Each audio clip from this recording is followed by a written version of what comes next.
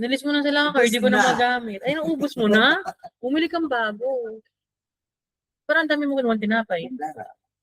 Ah. Ikaw lang o ikaw lang. Ay. Andiyan na po ba kayo? Okay, tara na po. Tuloy na po natin. Dito muna tayo sa may social structure. Okay, the social disorganization theory, saan ba ito nakafocus? The social disorganization, from the word itself, disorganized. Kaya sinabi disorganized kasi nga po, meron tayong tinatawag na transitional neighborhood, meaning magkahalo po ang residential sa commercial use. Ano nangyayari po magkahalo ang residential sa commercial use? Ang nagiging problema po dyan, nagkakaroon ng mas marami at mas mataas na opportunity yung mga offender na mang-victimize kasi nga madali ma-access yung mga location. O imagine, halimbawa, for example, Tondo, example natin Tondo. O, itong kanto na to, bahayan. Pag sa tapat niya, business. Sa gilid niya, business. Sa taas nun, bahayan. So, pagka ganun po naging setup, yung mga merong criminal mind, mas madali sa kanilang makapag-commit ng krimen. Okay? Next, we also have here the concentric zone theory. Sa concentric zone theory, dalawang zone ang tatandaan nyo dito. Okay, the central business and then the central business zone and then the transitional zone. Yung central business zone, ito po yung pinaka-middle o dito yung mga pinakamayayaman, magagandang infrastruktura na kung saan maganda yung pamumuhay. And then, pagdating naman sa transitional zone, andito po yung mga matataas ang crime rate simply because sila po yung mga tao, andito yung mga tao na kung saan may mindset sila na ayaw nilang mapunta sa mga residential o yung mga may mga simpleng pamumuhay kasi ang gusto nilang ma-achieve is mapunta doon sa may central business. So, ang dapat natin tandaan dito, merong 5 concentric zones pero nasa second zone o tinatawag na transitional zone yung may pinakamatataas na crime rate. Next, ano naman sa anomithuri? Ayan, binagitan natin kanina sa ratio natin na pag sinabing anomithuri, ang focus natin is the normlessness or without norms. Aside from that, we also call that as the breakdown of norms. Hindi dahil wala, pero kundi dahil sobrang dami ng nagiging existing norms, ang tao nakukonfuse na ngayon which one ba yung kanilang susundin. So dito sa anomithuri, meron tayong mechanical solidarity and organic solidarity. Itong mga to, yung binabanggit natin dalawa na to, ang basis ng culture o ang basis ng bond sa isang society. So, kaya nagkakaroon ng breakdown of norms kasi before, ang connection, ang bond ng mga tao nakabase sa mechanic solidarity. When we say mechanic solidarity, they are sharing the same value, they are sharing the same tradition. So, mas intact, mas solid. Pero pagdating sa organic solidarity, nakabasis na ngayon ang koneksyon o relationship ng mga tao sa labor na kaya mong i-provide sa pakinabang mo sa buhay ng tao. So pagka ganyan, na meron ng dalawang basis or difference, ano nangyayari? O nakukonfuse na ngayon yung tao, is it really genuine yung kanyang connection or pakikipag-ugnayan sa akin? Or may bahid na to ng politiko na kaya siya ganito dahil may kailangan siya sa akin? So nagkakaroon ng breakdown of norms. No? Next. Strain theory. Sa strain theory, again, we have there the American dream. Yung mga goals, yung mga objectives natin na gusto natin siyang ma-attain. Pero there will be times na hindi natin siya ma-achieve. Ngayon, nagre-result siya into frustration. At pag na-frustrate ang isang tao, magre-result siya sa paggamit ng mga illegal means. At para lang po ang pinaka-remedyo yun or pinaka parang kahit pa paano ay pampalubag loob na kahit alam niya sa sarili niyang illegal o mali pamamaraan na ginamit niya, at least nagawa pa rin niya o natupad pa rin yung gusto niyang mangyari. That is strain theory. We also have here relative deprivation o sa relative deprivation, ang ma-observe natin dito is the envy and mistrust. When we say envy, inggit. Sa relative deprivation, yung mga taong nakakaramdam na deprive, yung kulang sila, wala sila, pinagkaitan sila, bakit may mga taong sila naman kaya nila, meron sila. Sila ngayon, yung mga taong nakakaramdam ng deprivation, sila ngayon yung nagiging kriminal. Sila yung mga nagiging would-be offender. Kasi nga naman, para makuha nila o magaya nila yung meron yung ibang taong may kaya, maayos ang buhay, they will do anything or any means para makuha yon.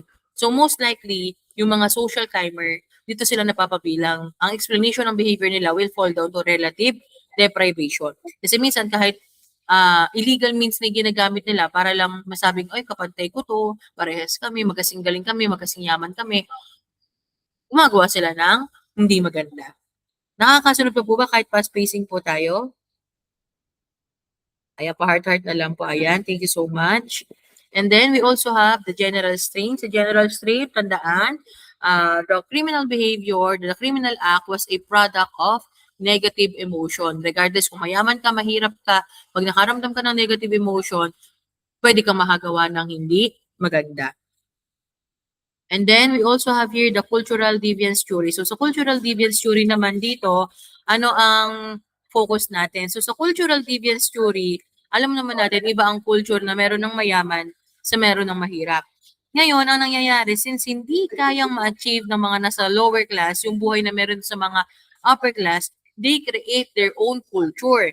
Pero, ang nagiging problem natin dito, yung culture na binibuild, yung mga culture na binibuild nila, is nagiging illegal or product of mga illegal means. Ay mga ano pinagkaiba ng relative deprivation at saka ng cultural deviance. Okay, pag sinabi nating relative deprivation, wait lang guys. Pag sinabi nating relative deprivation, inggit. Okay? Pero pag sinabi nating cultural deviance, they create their own culture. Hindi dahil inggit sila, kundi dahil yun yung kaya nila. Yun yung pwede nilang gawin. Yun yung kaya nilang i-provide, i-execute. Okay? Next. How about delinquent subculture? So delinquent subculture, obviously, we are talking about here minors or yung mga youth. So dito, bakit nga ba yung mga delinquent o yung mga juvenile, no, yung mga minor from bata sila na gumagawa sila ng hindi maganda, ba't nadadala nila hanggang sa tumanda sila, parang ang lumalabas, no option sila, no choice sila, na from delinquent sila, nagiging criminal sila because of their status na tinatawag po nating status frustration. Na-instill na kasi sa utak nila from the very beginning na hindi nila ma-achieve yung goal nila. So ang tendency, total, mula bata naman ako, ito yung nakasanayan namin. Ito na yung gagawin ko pang long term, pang habang buhay. So hindi na siya nagkakaroon ngayon ng hope or ng motivation na pagandahin or ayusin yung kanyang buhay. Kasi in the first place, yun na yung kanyang nakasanayan or nakamulatan na ginagawa nilang paraan para makaraos sa buhay. Okay, next, differential opportunity. Sa differential opportunity, dito pinapaliwanag na all people have opportunity, but it differs. Kaya nga differential opportunity, no? For example, ito ang situation dyan eh. Lahat naman pwedeng mag-apply ng trabaho, walang pinipigilan. Kaso, what if yung isang nag-a-apply, simple lang siya, simpleng residente, simpleng aplikante, yung kasabayan niya nag-a-apply. Pamangkin ng CEO, pamangkin ng mayor, ninong niya yung HR officer. Sino kaya ang may mas lamang na opportunity na matanggap? Of course, yung may connection. No? Another thing, lahat naman pwedeng makapag-aral, pero ba't yung iba hindi kaya, hindi makapag-avail ng education? Kasi nga, yung iba may pampaaral, yung iba wala. Pero pwede naman lahat allowed mag-aral. Hindi lang kaya. Na? Okay, next. Dito naman tayo sa social process theories. Tandaan, yung mga una nating binanggit, under yun ang social structure. Pag social structure ang pinag-uusapan natin, may kinalaman sa status sa buhay. Pag social process naman, the product of individual socialization. So dito muna tayo sa differential association. The differential association, criminal behavior is learned by interaction with others. Pero yung interaction na to, hindi one time lang. Hindi minsanan lang. Paulit-ulit or consistently na i-experience yung interaction na yun. Kaya ang tendency, nakakasanayan, nanonormalize na yun na okay lang makuha o magaya yung behavior ng ibang tao. And usually sa differential association theory, ang involved dito is yung tinatawag nating peers. Ano ba ang peers? Pag sinabing peers, these are the people na madalas kapareho natin ng interest, kapareho natin ng mga ginagawa, ng mga hobby. Yun po yun. Pagka naman binanggit natin is containment theory, ayan, yung binabanggit ko po kanina sa question natin na internal protection tsaka external protection. Because of those mindset, no, yung mga moral natin sa sarili natin at yung mga advice from other people, yun yung nagiging source or basis natin para hindi tayo mag-engage sa mga maling gawain. No? Kasi nagre-recall yun eh. Nagpa-pop up sa utak natin na ay, ba't ako sasali dyan? Ba't ko dinadamay yung sarili ko dyan? Eh, hindi naman ako ganyan. Hindi ko naman gawain yan. Sabi ni mama, bawal yan. O tinuro sa amin, hindi daw pwede yan. So, ganun po pagka-containment theory. And then we also have the social bond theory. Dito naman, ano kinaiba niya sa containment? Sa containment, napipigilan tayo because of those reminders. Pero pagdating sa social bond theory, hindi tayo gumagawa ng mali o hindi tayo nag-engage sa paggawa ng krimen kasi binavalue natin yung bond. No? Hindi ako gagawa ng mali kasi pag nalaman ni mama na gumawa ako ng mali, baka itakwil niya ako. Ay hindi ako mag-engage sa mga gulo, sa mga gang, hindi ako makikipag-rumble kasi pag nalaman ng mga best friend ko sa probinsya, mag-iiba tingin nila sa akin. So binavalue natin yung reputation natin and relationship natin sa mga taong mahahalaga sa atin. O pagka-containment, reminder, recall, nare-recall tayo, natatapik tayo. Pero pagka social bond, napapaalala sa atin na wag natin gawin yung isang bagay kasi mahalaga sa atin yung relationship natin sa kanila. Okay? Nasusundan pa po ba? Pa-heart-heart nga po dyan. Thumbs up, thumbs up. Ayan. Basta pag naglagay kayo ng mga keywords ninyo, kahit 2 to 3 words or 1 phrase lang, matatandaan nyo na yan mga kapatid. So social reaction naman, tinatawagin natin labeling theory. Saan siya nakafocus? Sa stigma, sa naming, sa designating na ginagawa natin sa isang tao. Paano? Kung ang sabi ko naman sa kanya, huy, ganda, ganda, ganda. Nagkuha kaya siya ng kinimen, ganda na may tawag ko sa kanya. Sa social reaction, nakafocus po siya sa mga negative connotations o naming na binibigay natin sa ibang tao. Na kung saan, pag negative yan, at yan po ay inadapt, no? Inadapt niya, isinabuhay niya, tinanggap niya. Ang magiging result po niyan, negative. No? Kasi akala nila, okay, yung palitingin niyo sa akin, repetitive, yan ang tinatawag niyo sa akin, tingin niyo sa akin, o later on, ina-normalize ko na yan. Gagawin ko na siya ng paulit-ulit kasi in the first place, yan naman yung tingin nyo sa akin. Ganyan nyo ako nakikita. So that is social reaction or labeling theory. Sa broken windows naman, tatandaan ulit natin, there is already a visible sign. Meron ng minimal factor na pwedeng maging reason kung ba't makakapag-commit ng crime ang isang tao. Ngayon, ang problema, napapabayaan, neglected. Imbis masolusyonan, nagiging reason pa siya para makapag-invite, makapag-motivate, makapag-encourage pa ng ibang tao na, ako nga eh, saan ba ako nagsimula sa pagnanakaw? O sa pa-10,000 lang, low-key lang, dun sa may tindahan na walang masyadong lock, hindi masyadong binabantayan. O hanap tayo ng iba pa, yung mas malaki, yung department store o kaya convenience store na walang guard.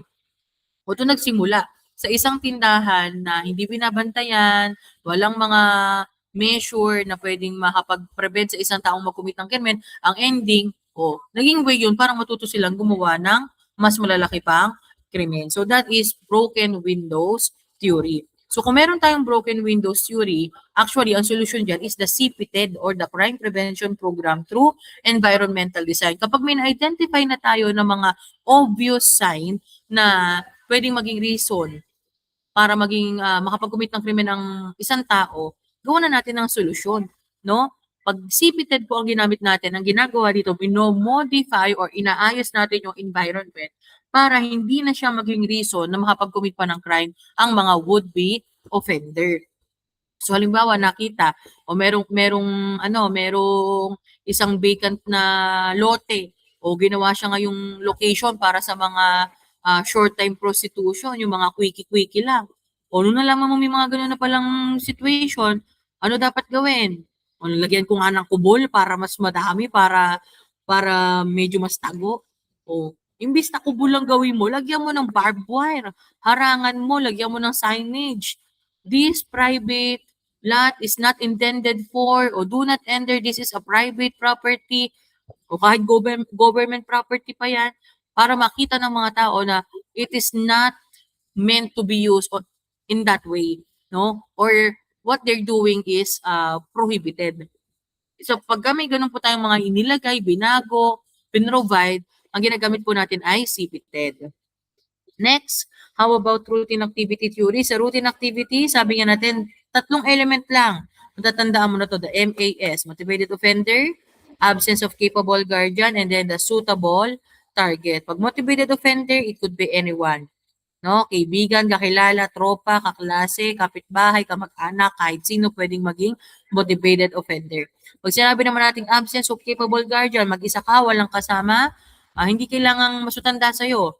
Halimbawa, hindi mo kasama yung friend mo, wala kang kasama sa araw na yon, mag-isa ka lang. O kaya yung mga gamit mo, walang bantay. O, ibig sabihin, there is an absence of capable guardian. Walang pwedeng mag-protect, walang pwedeng magbantay, walang pwedeng magbigay ng immediate immediate protection. And then when we say namang suitable target, hindi lang siya nag-limit sa tao, it could also be personal property. No? Pwedeng bahay, walang nagbabantay, nakabukas yung gate, walang aso. O may aso man, kaso madaling suhulan ng buto. O madaling lasunin, di ba? May ibang mga ganun nilalason yung mga nagbabantay eh. O kaya may tao naman, tulog naman ng tulog.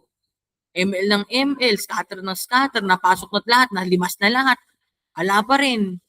Tutok pa rin siya sa ginagawa niya. O, suitable target yun pagka ganun. Kahit na ba, ewan paano yun, may presence naman ng guardian. Ang tanong, capable guardian ba? O, yung tao bang iniwan mo doon, nagbabantay talaga o nakatulala lang? Baka siya pa ibantayin ng bahay. Hindi siya yung magbantay sa bahay, di ba? O, routine activity, pag present yung tatlong element na yun, there is a tendency na may mangyaring krimen. Next, sa crime pattern theory, sabi natin sa crime pattern theory, ang focus natin dito is the place, the location. Okay? Pagka yung isang lugar ay na ispatan na or nakasanayan ng gamitin na ito ay madaling gawan ng krimen, dito pwedeng gumawa ng krimen. Hindi masyadong nahuhuli, walang nahuhuli, hindi kitain.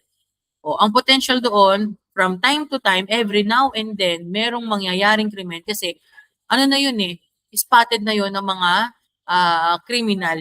So, isa na yun sa kanilang mga hideout or sa mga hotspot na pwede nilang gawa ng krimen na hindi sila madaling mahuli. Okay? So, kung halimbawa broken window tsaka crime pattern, ano ang solusyon sa dalawa na yan? Apply CP10. Okay, next, human behavior and victimology. Kaya nyo pa naman po para sa human behavior. Kaya pa naman. O, mag-heart-heart, mag-heart-heart. O, kaya pa yan. Walang isang oras magtatapos natin itong human behavior. Okay, for human behavior, let's start with the Q&A. Number 1. While crossing the street, Mark Anthony suddenly hears a vehicle honking loudly and instinctively steps back to avoid being hit. The reaction demonstrated is an example of... Ayan, marami akong nakikitang heart. Meron din ng ilang thumbs up, pero marami ng heart. Ilang thumbs up ulit. Okay. So, ang tinatanong natin dito is yung reaction. Okay? Reaction. Si Mark Anthony daw, nung tatawid na siya, may narinig siyang malakas na busina. So, instinctively, umatras siya. So, yung pag-atras niya na yun, ano tawag doon? That is a behavior.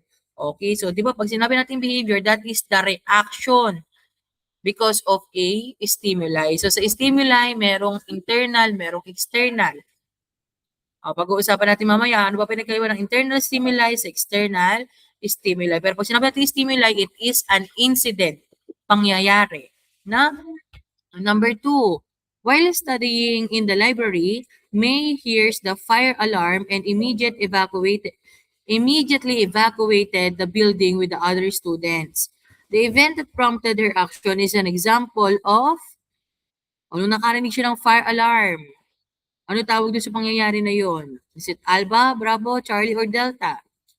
Actually, Alpha at Bravo ang pagpipilian natin dito eh. Alin dito? Okay, since narinig niya yung fire alarm outside ng kanyang body, of course, kasi ang fire alarm nasa building yan, attached yan sa mga wall. Diba?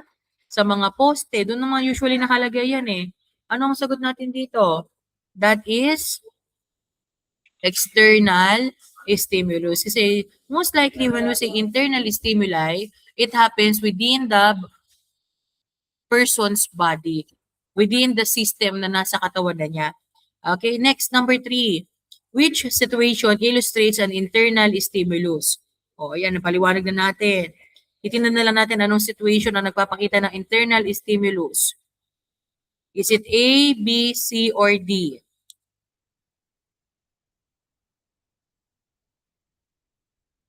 Okay, so correct. Ano, majority, almost all.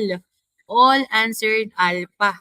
And that is the correct answer. Joshua starts drinking water after feeling extremely thirsty. Kasi yung thirst o yung pagkauhaw, that is internal stimuli. Alam mo, pagsakit ng tiyan, o pagkauhaw, pagka, pagkaramdam ng pagka naiihi, o ya, antok. Yung mga bagay po na yun ay internal stimuli kasi nangyayari siya sa katawan ng tao. Pero yung Bravo Charlie Delta, no, hearing a loud explosion, that is external. Another thing, noticing dark clouds and heavy rainfall, ba't mo yun nakita? Kasi nasa labas. Di ba?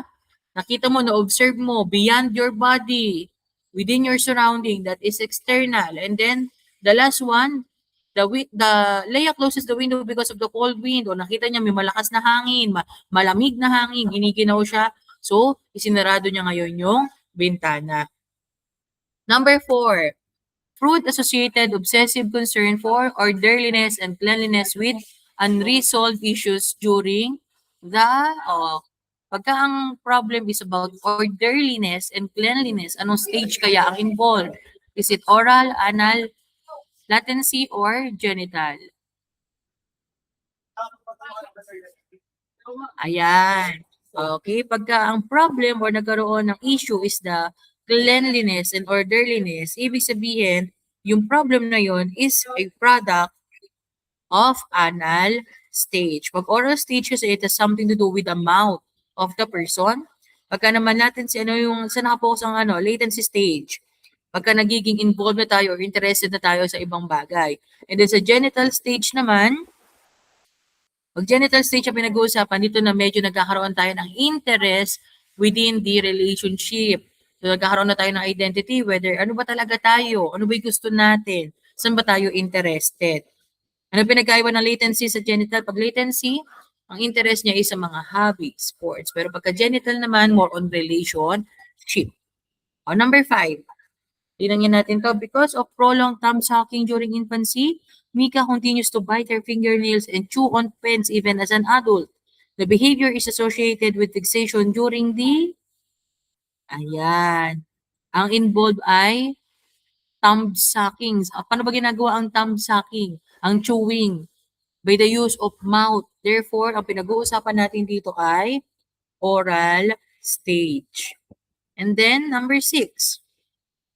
Every time Joshua submits his assignments on time, his instructor gives excited.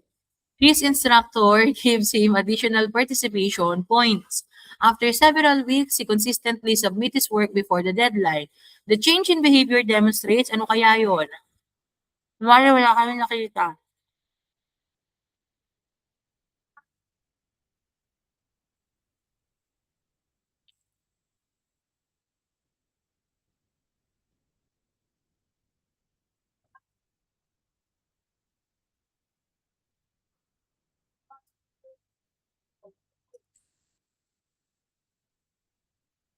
Okay, for number 6, that is, ayan, bakit naging positive reward? Kasi nga naman, nagkaroon siya or nag-attain siya ng additional participation points.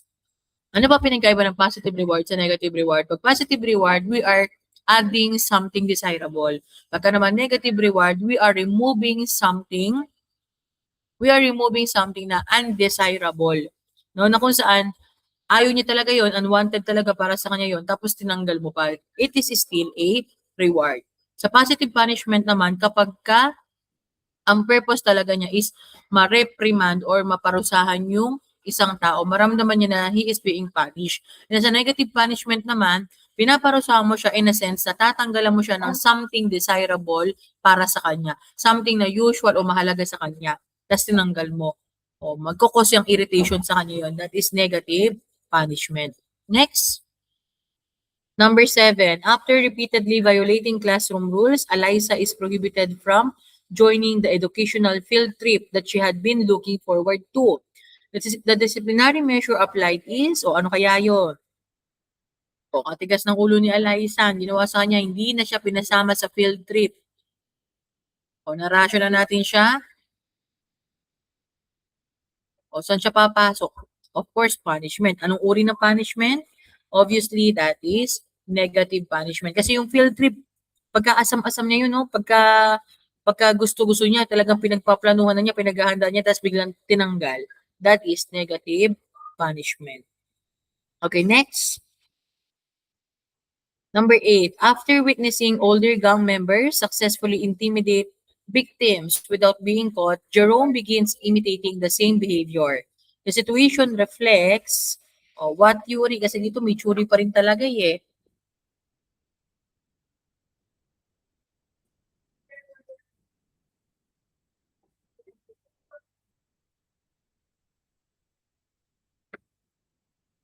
Okay, so dito sa number 8, we are talking about social learning theory. So pag sinabi kasi natin behaviorism, it has something to do with reward and punishment.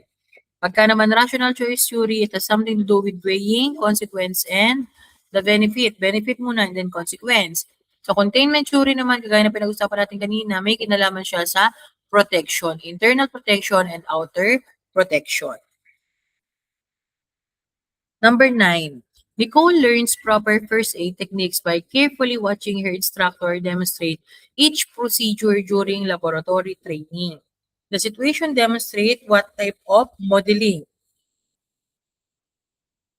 O, dalawa na lang. Ineliminate ko na pamimilian ninyo. Dalawa na lang. Is it alpha or bravo?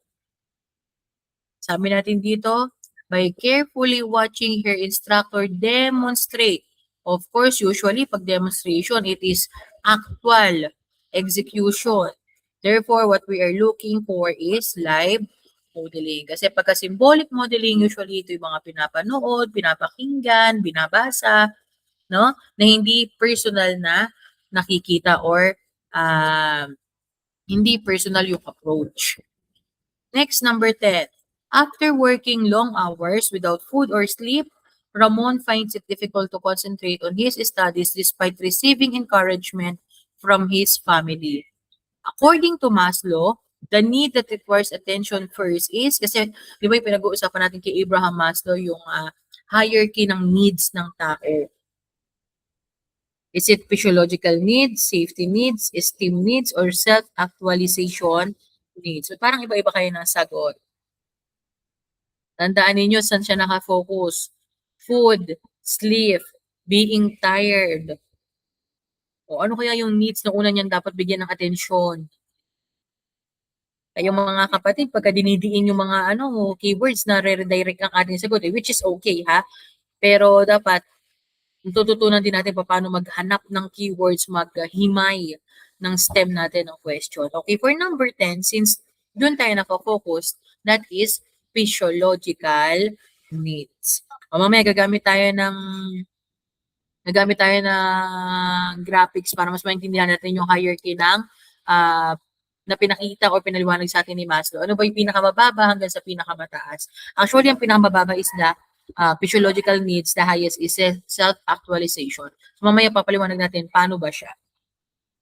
Number 11, despite receiving a promotion at work, Jasper continues to seek opportunities to develop his talents and achieve his fullest potential. The situation illustrates, ano kaya yan? So kahit na achiever na siya, kahit na recognize na siya, wala siyang ibang ginawa kung hindi mag-develop pa rin, mag-seek pa rin ng improvement. That is self-actualization needs. Okay, number 12. After surviving a serious vehicular accident, Nene repeatedly experiences nightmares, avoids driving, and becomes extremely alert whenever she hears screeching tires. The symptoms have persisted for 3 months. The condition described is it Alpha, Bravo, Charlie, or Delta?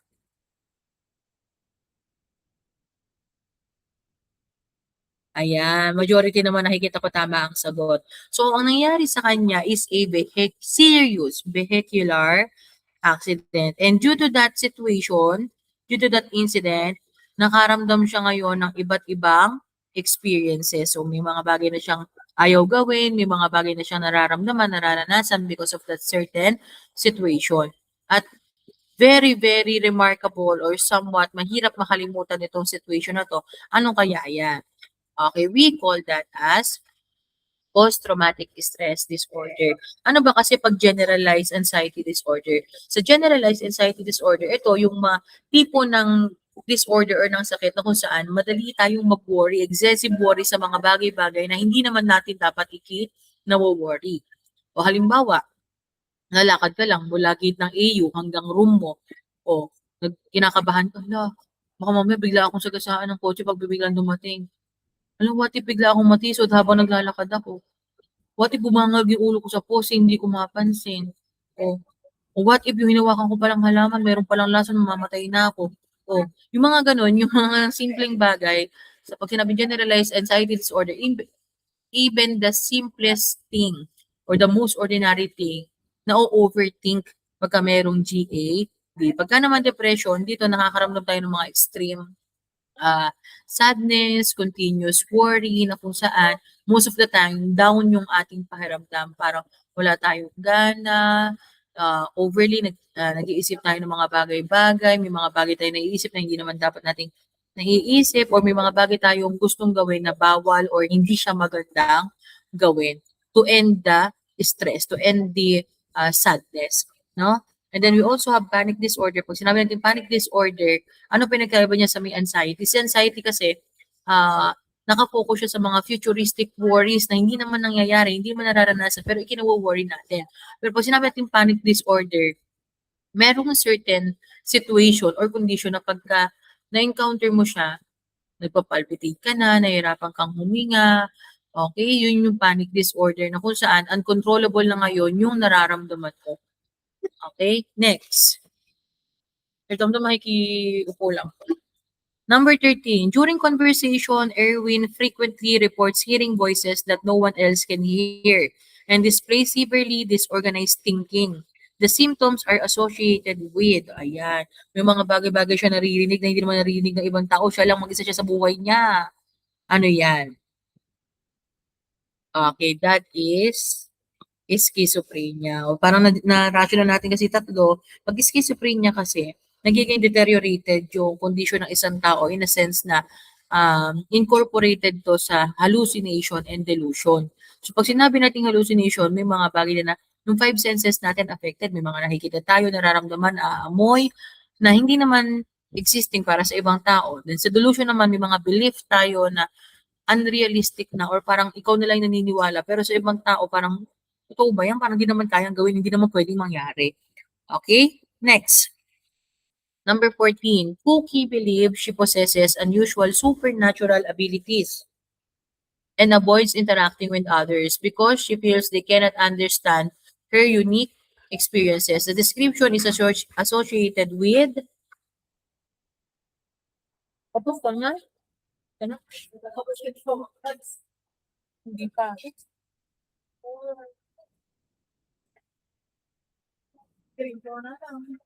Meron pa. Anong sagot? Anong sagot? So si Kuko yung naniniwala sa may kapangyarihan siya na para bang siya si Darna. Na para bang siya ang isa sa mga sangre na may dala-dala ng brilyante at magliligtas sa mundo. Ano ba kasi pag sinabi nating histrionic? O, pag sinabi nating histrionic, ito yung mga tao na kulang sa pansin. Di ba yung mga bida-bida? Pag paranoid naman, ito naman yung parang laging lahat ng bagay sa mundo ikapapahamak niya. Parang laging merong mangyayari sa kanya na hindi naman mangyayari. Pagka naman schizoid, ano naman ang schizoid? Schizoid naman, ito yung mga tipo na taong mas prefer nila maging lonely, mapag-isa. And then, kaya ang answer natin dito pagka supernatural na pinag-uusapan, that is schizotypal. Next, number 15. Minor disagreements often trigger intense anger in Brian, whose emotions rapidly shift from affection to hostility within a short period. The behavior is characteristic of ano kaya yan? Si Brian ay madali siyang mabago ang kanyang behavior, madali siyang makante, no? Madali siyang pumitik. Ayun, yung schizotypal ko cross out na natin yan kasi sabi nga natin, pag ang tao naniniwala may supernatural power siya, yan yung schizotypal. Yung histrionic yan naman yung mga papansin, mga KSP. Dalawa na lang. Pag sinabi naman natin dependent personality, from the word itself dependent, lagi nakadepende sa tulong ng ibang tao, kailangan lagi may nakasuporta, nakaalalay sa kanya, may tumutulong sa kanya. So therefore, we're looking for borderline. So napakabilis matrigger o mabago ng kanyang behavior. Ano pinagkaiba ng borderline sa bipolar? Ang borderline, madaling mabago o mapitik yung kanyang ugali o yung kanyang mood.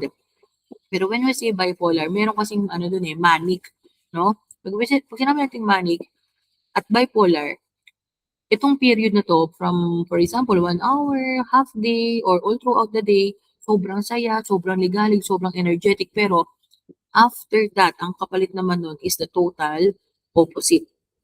So, yun ang malaking pinagkaiba nila. Si borderline, in short period of time. Pero pagdating kay may bipolar, usually may manic siya, no? May mga tawag dito, may mga manic, ano nga yung term doon? Attack, season, period, yon. Basta may time na sobrang okay, biglang sobrang hindi okay. Next, Marvin has never engaged in risky behavior but has lived for years in a neighborhood with high levels of gang violence. He becomes the victim of a stray shooting while walking home. The incident is explained by, may tsuri pa rin dito. Hindi naman siya nakikisali sa mga kaguluhan sa buhay, hindi naman siya nag-engage sa mga criminal activities eh. Pero napapabilang siya sa isang lugar na talagang mataas ang crime rate, madaming level ng gang violence. Ano yan? That is Charlie, the deviant place theory. So, para mabilis tayo, sige, mamaya ko na i-ratio yung iba. Papaliwanag ko na lang doon sa may mga PPT natin. Okay, number 17, a parked motorcycle without a security lock is left overnight in an isolated area where no one is present to watch it. It is stolen before morning. The incident is best explained by ano kaya? O sabi kasi natin, di ba, sa isang element nun, hindi naman laging tao, minsan pwedeng personal property. Parang yung sagot nyo hindi tumutugma sa naiisip kong sagot. Tapos biglang nagbago, Wow! Okay. For this number, the answer is routine activity. Kayo, pag napipitik yung mga brain cells inyo na, oo nga, nababago talaga siya. Okay. Ba't naman sagot nyo kanina, victim precipitation? Wala namang sinabi. Actually, wala nga clue kung passive o active precipitation eh. Wala namang provocation, wala namang appearance. Ang sinabi dyan, without security lock, suitable target na agad. Where no one is present to watch, no capable guard dyan. Marami bang motivated offender dyan sa isang lugar na merong isang sasakyan na hindi nakalock? Of course, maraming mag-i-interest dyan. So, it will fall down to routine activity theory. Next. To claim insurance benefits, Elaine falsely reported that she had been robbed, although no crime actually occurred. According to Mendelssohn, Elaine is ayan,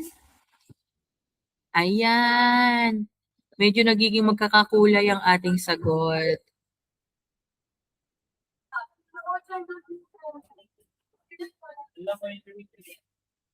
Okay, the answer for this one is imaginary victim. Sige, let's continue with the topics covered. So, ito yung mga pointers to review: behavior and human behavior, the psychosexual stages of development by Freud, behaviorism by B.F. Skinner, social learning theory or imitation by Albert Bandura, Humanistic theory by Abraham Maslow, mental and personality disorder. We also have theories of victimization and types of victims by Mendelssohn. Okay, pag sinabi natin human behavior, it is the study of human conduct, the way a person behaves or acts. Pag sinabi natin behavior, it is a mere reaction. Kung paano ba tayo nagre-react sa mga stimuli. Pag sinabi natin stimuli, mga pangyayari. Pero pag pinag-uusapan natin is human behavior, of course, ang nag-produce na nun ay human. Mamaya na lang. Nasa wallet ko. Sa bag. Okay? Pag sinabing human behavior, automatically, it involves the behavior of human na kung saan ang tinitingnan natin dito is paano, saan nagmula, ano yung reason, ba't ganun yung ugali ng isang tao, ba't ganun siya mag-behave, ba't ganun yung kanyang ugali. Pero pag sinabi natin behavior lang, mere behavior, it is the reaction. O halimbawa, may kumalapit sa'yo, lumingon ka, behavior yon. O, pinainom ka ng tubig, nasamig ka, behavior yon. O, ano yung naging reason kung bakit ka nasamig? Yung tubig, stimuli yon. Okay? At yung stimuli natin, may dalawang uri, internal and external. Pag sinabi natin internal stimuli, it happens within the individual. So, product siya ng katawan ng isang tao. And then, pag sinabi naman natin external stimuli, it is caused by external factor. So, kagaya ng kanina, di ba, yung may maingay na tunog, may maingay na busina, may sumabog, may nagsabi, may nakita. Those are example of external stimuli. Next, okay, let's proceed with psychosexual stages of development. Sa oral stage or infancy, ang pinatandaan po natin dito is ang involved ay yung mouth ng child. Okay? And then, during this time, since mouth ang major part of the body na pinaka-functional or involved, natututo ang isang bata by means of sucking, chewing, biting, or spitting. At during this time, dependent pa ang bata sa parents or caregiver. Kasi imagine, from birth to 2 years old pa lang. So, ang nai-explore pa lang niya is yung kanyang mouth, yung pagdededi siya, pagkakain siya. Okay, yun ang nangyayari sa oral stage. Eh, what if nga, halimbawa, matanda na, pero, ayun, nagtatamsak pa rin. O kaya, yung chewing niya hindi maayos. Nag-i-spit siya. Ibig sabihin, nagkaroon ng problem during the time ng kanyang oral stage. Next, we also have here the anal stage. So sa anal stage, ano naman ang involved dito? Yung anus ng bata, yung puwerta, pagdumi.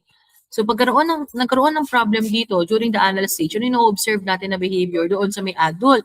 Hindi siya oriented when it comes to cleanliness, o kaya sa orderliness, okay, messy. Pagka maganda pagkaka-develop, may ayos yung control, okay, independent. Pero pagka hindi fully develop or hindi maganda yung naging practice, yung development during the anal stage, it may lead to messiness, stubbornness, no? Madali siyang mairita. Kasi yung cause din naman ng irritation niya is yung messy, yung pagiging messy o yung dirt because of the failure nung anal stage. Next, during the phallic stage. Ano naman ang nangyayari sa phallic stage or during the preschool? So dito ang nangyayari is nagkakaroon na ngayon ng consciousness when it comes to the body. Nagiging curious na. Ay, ito pala yung genital part ko, ito pala yung mga parts of the body ko, babae pala ako, lalaki ka pala.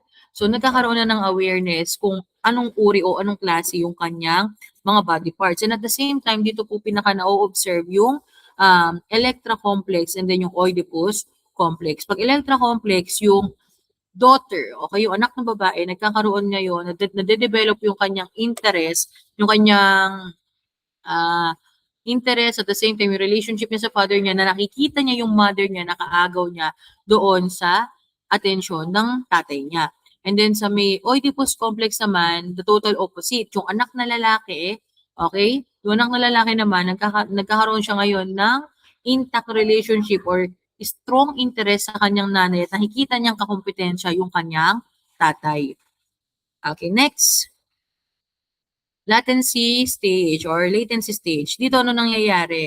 dito nadadivert na ngayon yung interest ng bata o ng isang tao, ng bata, para mas ano tayo, para mas direct to the point, nadadirect yung interest ng bata sa iba't ibang hobbies, sports, or mga activities na kung saan doon niya napapalipas ngayon yung kanyang oras. So dito tayo mas nagiging interested mag-engage sa mga sports na gusto nating gawin, pwede rin ng mga writing, music. So dito tayo nag-explore ng iba't ibang field na pwede nating maging hobby.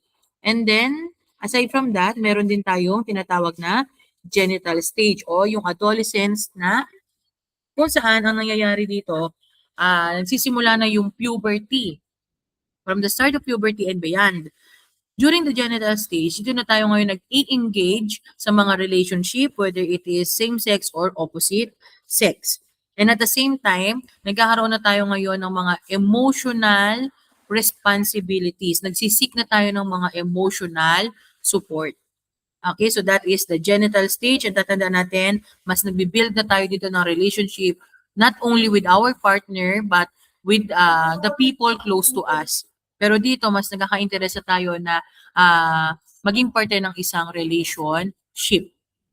Okay, next. Behaviorism naman by B.F. Skinner. So we only have two, reward and punishment. Sa reward, there are two types. Sa punishment, ganun din, there are two types. So sa reward, meron tayong positive rewards and then negative rewards. Masasabi natin positive rewards if we are adding something desirable to the situation. So parang nga siyang addition, subtraction. Okay, pagka positive reward, may magandang ginawa yung isang bata o yung isang tao, may bibigay tayo sa kanya. Pagka naman negative reward, maganda pa rin yung naging behavior niya, ang gagawin natin, we're going to remove something distressful. O halimbawa, yung teacher nyo, nagpa-hands-on activity sa inyo, gumawa kayo ng video about traffic rules and regulations. O di, pagandahan kayo, pahusayan kayo. Ngayon, yung pinakamagandang nakapag-provide na video, pinakamaraming like, shares, may mga stars pa. Okay, hindi lang sila binigyan ng points. Sabi sa kanila, dahil dyan, hindi na kayo mag-recitation at hindi na rin kayo gagawa ng 500 DOT. Is it a positive or negative reward? It will fall down to negative reward. Bakit? Kasi yung 500 DOT palagay nyo ba nanaisin ng estudyante yun? No. Ayaw nila yun. Iiwasan nila yun. O, yun ang inalis mo sa kanila. Therefore, reward pa rin yun. No? Something distressful. How about pag-punishment naman? Sa punishment, we have positive and negative. O kapag positive punishment ang pinag-uusapan natin, we are adding something undesirable to the situation. O, so halimbawa, nalaman mo yung kasi ikaw nagtuturo sa kapatid mo ikaw panganay ka, pangalawa ka, tinuturuan mo yung bunsong kapatid mo na mag-solve ng addition, multiplication ng PEMDAS. Ngayon, sa 1 to 100, nakita mo, naka-ano lang siya, naka-addition pa lang, naka-20 lang siya. O, imbes na patigilin mo na siya dahil hindi naman naging successful yung pagturo at pagtetest mo sa kanya, ang ginawa mo, sige, magsagot ka pa dyan, another 100. That is positive punishment. No, dinagdagan mo. Imbis alisin mo, tigilan mo, dinagdagan mo. That is positive punishment. Pero pag sinabi nating negative punishment, dito naman ang nangyayari, we are removing something desirable sa end ng pinaparusahan. O halimbawa, hindi ka pala nakagawa ng ng homework mo. Kasi TV ka na TV, cellphone ka na cellphone. Akin na yung tanggalin sa saksakan yung TV, alisin sa sala, ilipat sa banyo. Tapos yung cellphone, itago, ilagay ito sa may inidoro sa loob mismo. Tingnan natin kung may panooran ka pa dyan. That is a negative punishment kasi yung mga gusto niyang ginagawa, inalis. Okay? So I hope clear po tayo. Clear po tayo dun sa may apat na yon. Pa-thumbs up na lang po dyan. Okay, thank you so much. Next, dito naman tayo sa social learning theory by Bandura or the imitation theory as well na tinatawag natin. So dito magpo-focus lang tayo sa modeling, the two types of modeling, the live modeling and the symbolic modeling. Pagka sa live modeling, nakafocus po siya sa actual or personal approach na kung saan dapat nakikita nila yung taong gusto nilang gayahin o pagkuhanan ng lesson. Mas natututo sila or mas nagagaya nila if actual or personal nilang nakikita yung nagtuturo. No, that is live modeling. If present yung nagtuturo, face to face. Pagka naman symbolic modeling, pwede tayong matuto, pwede nating magaya yung isang bagay, ma-imitate. Behavior man yan, lesson man yan, kung napapanood natin. So may mga tao kasing visual na kung saan mas naintindihan nila isang bagay pag nakikita nila, pag nababasa nila.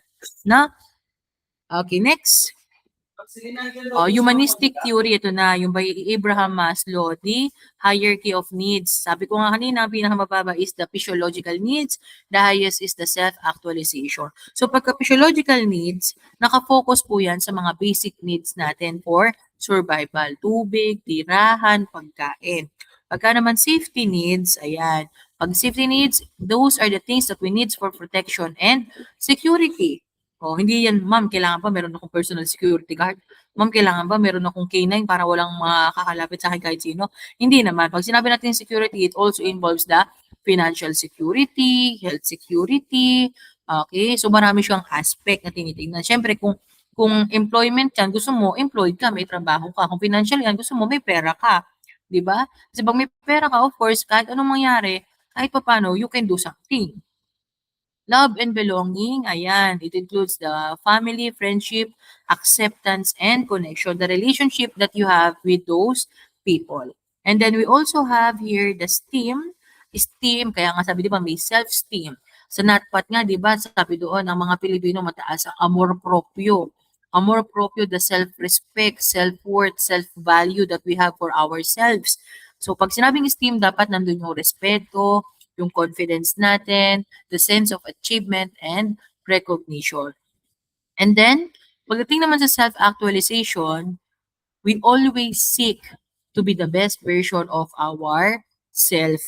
No? Kahit alam natin na we're doing well, we're okay, kahit pa paano progressive, pero we still seek something else, something new, something more, something better. No? Kasi ang tao daw, hindi tayo kasi marunong ma-kontento, which is totoo naman. O halimbawa, dati gusto mo lang magkaroon ng bike, o nagka-bike ka, noong una may 2 gulong pa sa likod, dry bike pa. O natanggal yung gulong, naging di makina na, nagka-motor ka na. Kaso, ang gamit mo ay e-bike pa lang, di makina nga, pero e-bike. O nagkaroon ka ng motor ngayon na di gasolina. O nagkaroon ka ng di gasolina, ma'am, skeleton naman, parang di naman pang forma, di naman pang malakasan. O, nagkaroon ka ngayon ng, for example, nagkaroon ka ng X-Max, hindi ka nasyahan, 2 lay gulong. O, nagkotse ka hanggang makalaunan, sige, nag-submarine ka na. May submarine ka na, di ka pa rin nasyahan, sige, maging shokoy ka na. O, parang ganun ba? Yung parang lagi tayong may sinisik na something na mas. That is self-actualization. Kaya nga 'di ba may iba kung mapapansin niyo sa Facebook namamangha ako sa mga gano'n, eh. Lahat na ata ng master of all na siya talaga. Master of education, master of ganito, master of ganyan, master wow! Tapos may iba pa, ano na, tawag dito, registered 'pag yung mga engineering, certified engineer, registered engineer, master plumber, master gano'n, master ruler, kung ano may gusto nila, lahat na ng certification. Pati doktor, may Doctor of Medicine na siya, Doctor of Education, Doctor of Hospitality Management, Doctor lahat na. Sige, bye-bye.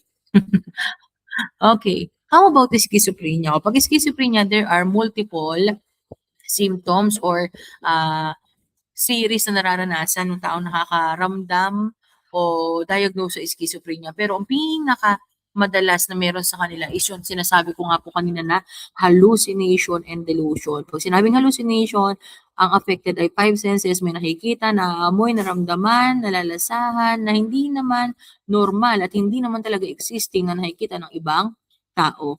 And then we also have here yung delusion. May mga iniisip tayo, may mga na pumapasok sa utak natin na hindi naman talaga totoo. Halimbawa, parang ako naniniwala akong kaya ganitong lagi akong nasusubsob hindi dahil tanga ako, eh, kasi may sumusunod sa akin, nag-e-evil eye sa'kin kasi talaga, eh.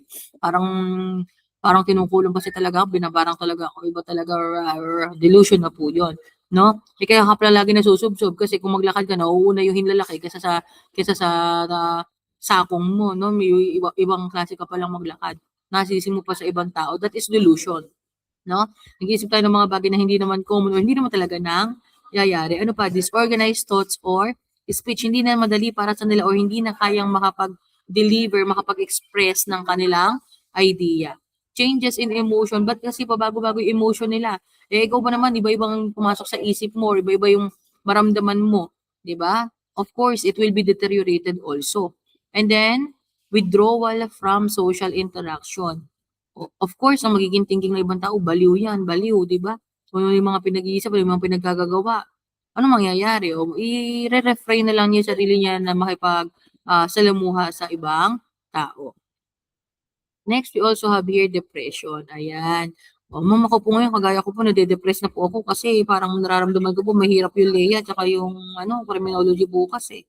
O, tandaan po natin ang depression, it is clinically diagnosed. Pero may mga symptoms tayo na pwedeng nararanasan na natin, kaya nasasabi natin na somewhat depressed. No, pag sinabi natin depression, the person feels somewhat extremely sad or consistently sad most of the time, majority of the time. So, parang masasabing depressed ang isang tao, una, ayan, slow thinking and speaking. Hindi na siya ganun kaligalig, hindi siya ganun ka-energetic. So, parang down na down siya. Trouble concentrating, nag-uusap eh, huy, alam mo ba, si ganito, ha? Ha? Parang masarap na lang siyang suntokin. Kasi parang, ano ba, kanina pa ako nagkikwento, di ba? Parang di mo man lang ina-observe yung sinasabi ko sa'yo. Kasi nga, marami nang tumatakbo sa utak niya. Kaya hindi na rin niya makuha kung ano yung mga information na binabato sa kanya. And then ano pa, changes in sleep and appetite. O incorporated din kasi yan sa insomnia, pahirap ang makatulog. Oo, totoo yun, di ba? Parang 1 AM na, 2 AM na, naggatas ka na at lahat, nag-sleeping pills ka na, pero yung diwa mo gising pa din. And then ano pa, loses interest in the activities, yung mga kung ano mo dating ginagawa, hindi mo na nagagawa. Headache and stomach ache, minsan nakala natin parang, ay, sa init lang yan, sa pagod lang yan, ano lang yan kasi, naligo ka kasi ng gabi, o nakatutok ka kasi sa cellphone, teka ng nanay mo, kaka-cellphone mo yan, kaka-ML mo yan, paldo-paldo ka dyan, paluin kita. Sakit ulo ka dyan. Yun pala, it is already a symptom of depression kasi hindi lang siya one symptom eh, no? Kaakibat pa siya ng iba pang mga simptomas. Ano pa?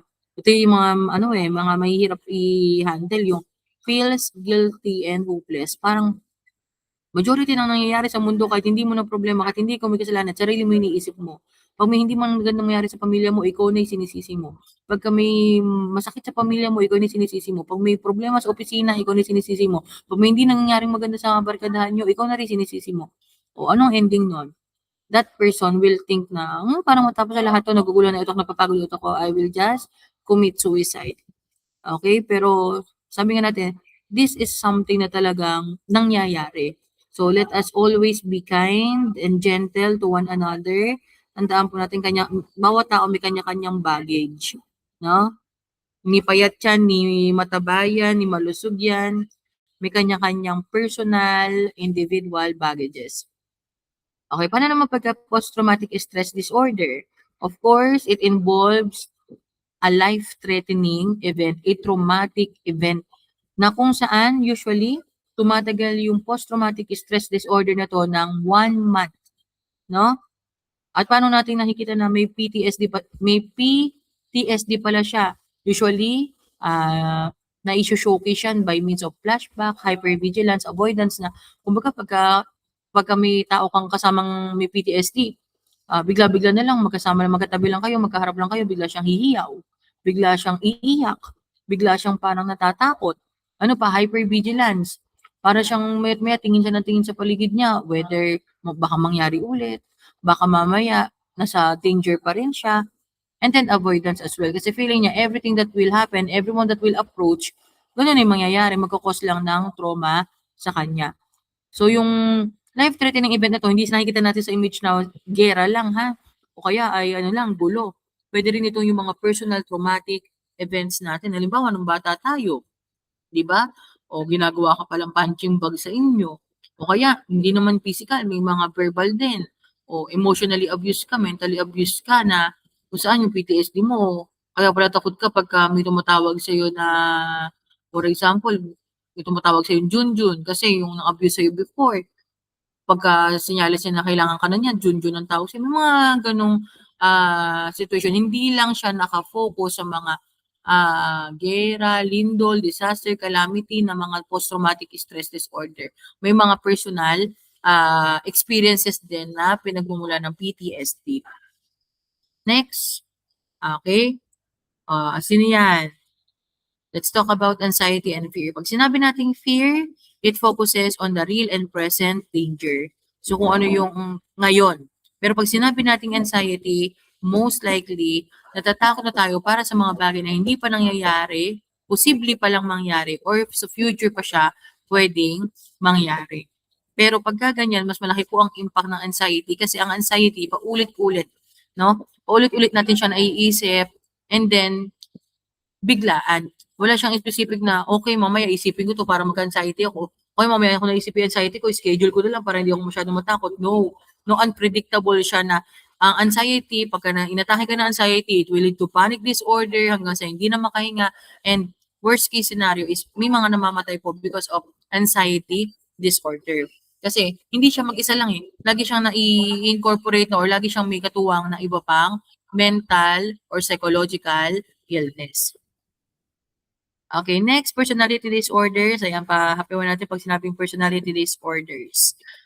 Types of personality disorder, pag paranoid personality, always suspicious and often blames others. Kaya nga sinabing paranoid eh. No? In a sense na para ng baliw na lahat lahat napapansin, lahat kinakakaba. Okay?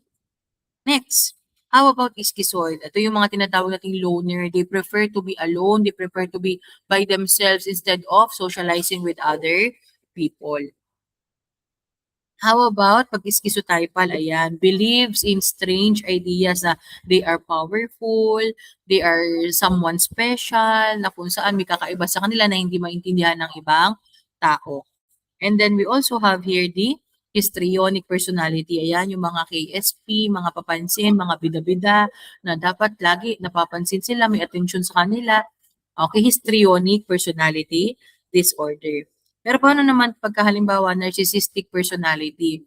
Ito naman yung mga tipo ng tao na GGSS or ang pinakasentro dapat ng lahat ng nangyayari sa buhay at mundo ay sila. Self-importance. Priority sila. Halimbawa, bibili ko yung pagkain, dapat ang bibili yung pagkain yung para sa kanya, yung gusto niya, yung healthy para sa kanya. O halimbawa, meron tayong gustong gawin, tingnan muna natin kung okay para sa kanya. Halimbawa, meron tayong napuring maganda, dapat siya yun. Siya yung pinakamaganda, siya yung pinakamagaling, siya yung pinakamaayos.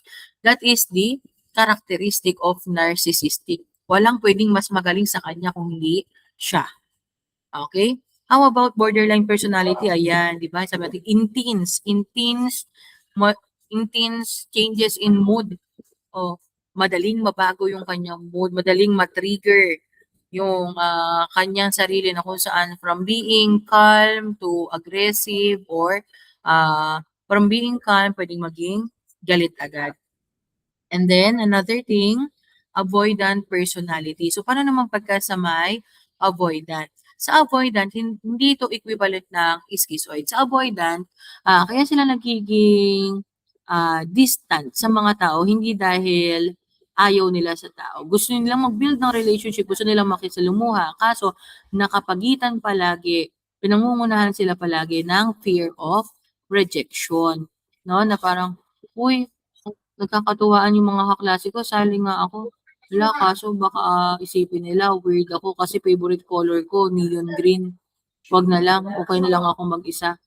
O, ganun yung nangyayari, no? Gusto mo makisalamuha, gusto mo makipag-communicate, pero nandun agad yung what if, paano kung, may mga ganyan din po, na-observe din yan sa atin, sa mga common, actually sa mga klase, may mga ganyan din po, no?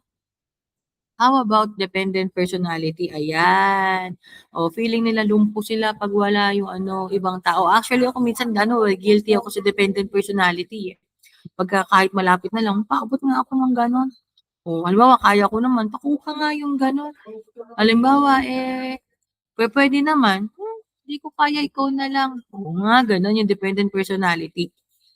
Na kung saan, para kang lumpo, para kang pilay, na pag mag-isa ka, parang di mo na kaya. Ayan. Sino yung mga ganyan, may mga tropa tayong ganyan. Pre, buhatin mo nga yung bag ko kasi nanghihina na ako, pre. Pre, pa-check mo nga yung notes ko sa POA kasi pare, gutom na ako pare, kaya mo na yan pare, pinagkakatiwala ko na yung buhay ko sa'yo pare. Ano pa, anti-social personality. Ito yung nakakatakot kasi ito yung mga usual na tao na no conscience, na ang intention nila is mang-deceive ng tao, manglamang ng tao, to the point na nakakasakit na sila physically, hindi lang verbal, hindi lang mental, physically.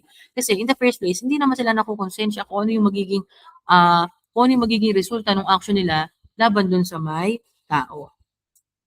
Okay, passive-aggressive personality. Dito naman sa passive-aggressive, ito parang at some point, minsan, ano, sila yung mga magagalitin, mainitin ng ulo, pero hindi naman nila maipakita. Parang at some point, parang plastic o hypocrite, no? Parang, ibig sabihin mo sa akin, ayaw kita, naiinis ako sa'yo, ano gagawin mo sa akin? Hinihirap-hirapan mo ko, dinadabog-dabugan mo ko, o may mga ganon. That is passive-aggressive. Kaya sinabing passive-aggressive, aggressive in a sense na may laman eh. Di ba? May galit, may bitiw, may inis. Pero, hindi niya directly maipakita yung extent ng galit. Okay? Next. Compulsive personality. Ako, ewan ko lately, feeling ko may mataas ang level ng, thank you ate, ng OCD ko. Bakit? Ng OCPD. Pagka sa OCPD, dalawa kasi yan eh, obsessive, obsession, tsaka compulsion. Sa obsession, it is a repetitive thought. Paulit-ulit mong naiisip.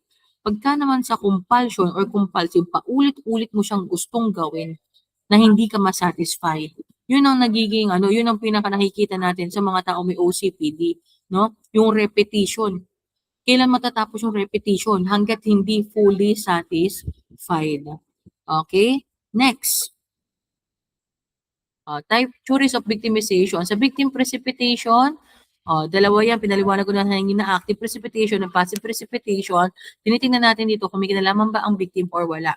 Sa active precipitation, ang tinitingnan natin, there is a provocation ng galing sa victim. Sa passive precipitation, pwedeng sa appearance niya, condition niya, sakit niya, kaya ngayon naging subject siya ng victimization. And then we also have lifestyle exposure theory. So pag sinabi natin lifestyle, ano ba yung mga common na ginagawa mo? Kung mahilig kang mag-inom, mahilig kang pumorma, alam mo naman may mga taong mahihilig mag-interest sa mga magagaling pumorma, magagandang itsura, naglalakad ka sa madidilim. O pagka ganyan, ang trippings mo, imbis na mag-jogging ka ng umaga at hapon, ang jogging mo mga 11:50 ng gabi hanggang 1:30 ng madaling araw, yung talagang kadiliman na para bang naghahunting ka ng mga aswang sa mundo. Pagka ba ganun, pwede ka maging subject for victimization, malamang sa malamang, no? Huwag ka na magduda pagka ganun. Next, ano pa? Deviant place theory. Ayan, pagka napupunta ka o napapabilang ka sa isang lugar with high crime rate, o minsan hindi mo naman gusto, pero no choice ka, doon ka nakatira, doon ka na-assign, doon ka nakalocate. Pero wala tayong magagawa kasi yung lugar na yon is classified as high crime rate places. Na? Okay, next.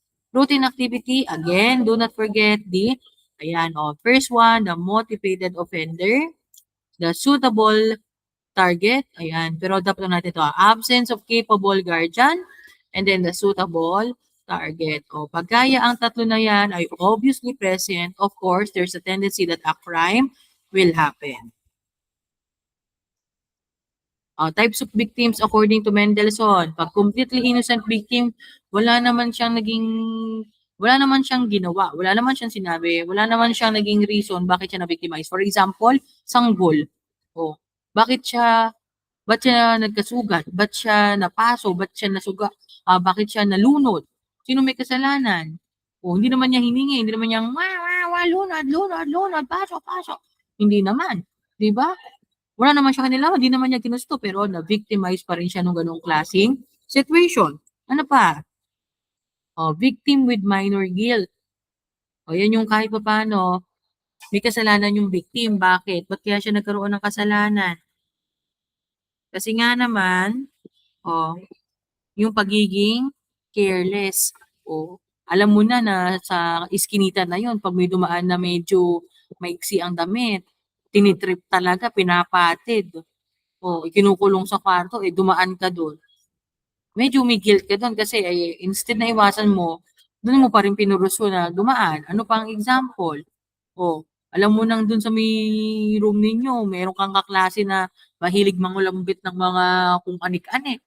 Iniwan mo dun yung ano mo, iniwan mo dun yung wallet mo na may lamang 455 pesos point 80 centavos. Oh, ni piso walang natira sa iyo, nakuha lahat. Bakit? Iniwan mo, alam mo na nga na makatikan niyang gulanet. Oh, pinroll mo pa sa kanya. Ay, nag-crash course ka lang, pinagalitan ka. Pinasermonan ka pa. How about sa voluntary victim? O for example niyan, yung dalawang offender. O in the first place, alam mo namang gagawa siya ng krimen. O sumali ka pa rin, nag-participate ka pa rin. Ang ending, ikaw ang napahamak. O sabi sa'yo, hawakan mo. Hawakan mo yung biktima, babariling ko. O hinawakan mo naman. Eh, syempre, ano kay accomplice ka niya, hinawakan mo. O imbes na yung biktima na baril, ikaw ang nahagip. Bakit? Voluntary victim. Participate ka naman, fully aware ka naman na yung ginagawa nyo something dangerous. No? Next, ano pa? Victim more guilty than the offender. O dito, ang unang may kasalanan is yung victim. Siya yung ano, na-provoke. No? Kaya siya ng suntukan. Tapos ano nangyari? Ending, siya yung talo. No? Sa kanya nagsimula, pero ending, siya yung talo. Victim more guilty than the offender because of the provocation. O, how about naman dito sa may most guilty victim? Actually, hindi lang siya guilty victim the most guilty victim. O, when the victim causes the conflict. O, halimbawa, merong magnanakaw sa bangko. Nanakaw dapat siya. O, nagnakaw siya. May dala siyang kitchen knife. Nagulat siya. Doon pala sa mga isa sa hino-stage siya doon, meron palang rifle. Sino unang mamamatay? Siya na suspect na ang armas lang ay kitchen knife? O mapapatay siya nung victim niya na merong rifle? O total, ginusto mo yan. Punta-punta ka, dala mo pala yung kitchen knife lang. Tay ka, rifle yun. Sabog, pati laman. O next, imaginary victim. Paano na may imaginary victim? Sa imaginary victim, hindi ka naman talaga victim nagpapa-victim ka lang, 'di ba? O halimbawa, sabi mo gano'n, sumali po ako sa raffle, hindi po binigay yung prize ko. In the first place, hindi mo nga alam po ano yung raffle, hindi ka nga sumali sa raffle, hindi ka nga nag-participate, hindi ka nagpa-register. Ano yung kine-claim mo? Ano yung gusto mong kunin? Imaginary victim ka. Oh, nakakagigil pala mag-discuss ng human behavior. Sumasakit yung batok ko. Okay, so next. Ayun, tapos na pala ang human behavior and victimology. Pero guys, mag-ano lang tayo siguro, kahit mga 30 minutes break para makapag-lunch break tayo kasi nahihilo na ako, naduduling na ako Kasi naka-fasting ako nagda-diet na ako. Balik tayo mga 12:30, okay lang sa inyo? Para makapag-lunch tayo. Tapusin natin dispute bago kayo mag-start ng ethics at research with Ma'am Leilani Baldovino. Okay po, so thank you so much everyone for staying with me all throughout at dami natin nangyayaring kakaiba. Balik po kayo ng 12:30, susubo lang po ako ng pagkain. Kain din po muna kayo. See you after 32 minutes. Same link po tayo same link. Thank you!